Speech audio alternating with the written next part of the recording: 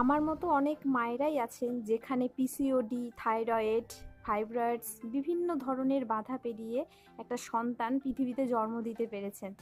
আর এই সব বাধা পেরিয়ে আমিও একজন মা হতে পেরেছি, পৃথিবীতে সন্তানের জন্ম দিতে পেরেছি সম্পূর্ণ আস্থা এবং বিশ্বাস এবং ভালোবাসা। তাই আমি মনে করি ভগবানের থেকে বড় শক্তি এই পৃথিবীতে কিছু হয় না।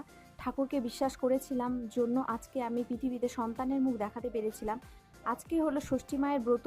তো এই ব্রততে ঢাকের মানত ছিল, তাই দুটো ঢাক দিয়ে ধুমধাম করে মায়ের পুজো দিব বলেছিলাম, তো সেটাই পূর্ণ হয়েছে। আর এটা প্রথম মানত। সকাল 7টার মধ্যেই ঠাকুরমশাই এসেছে আর আমাদের পুজো মোটামুটি কমপ্লিটের মধ্যে, অনেকক্ষণ ধরেই পুজো হয়েছে আর সোনাইকে নিয়ে সবাই খুব আনন্দ করছে। এদিকে পুজো কমপ্লিট হয়ে গেছে, আকাশের অবস্থা খুব একটা ভালো নেই আর ঢাকের আওয়াজ শুনে সোনাই খুব খুশি হয়েছে, এটা দেখে খুবই আনন্দ পেয়েছে। আর এদিকে পুজো হয়েও গেছে, কাকিমণিরা বাড়িতে এসেছে, আমাদের বাড়িতে পাড়ার কাকিমণিরা। তো কেমন লাগলো ব্লগটা জানি।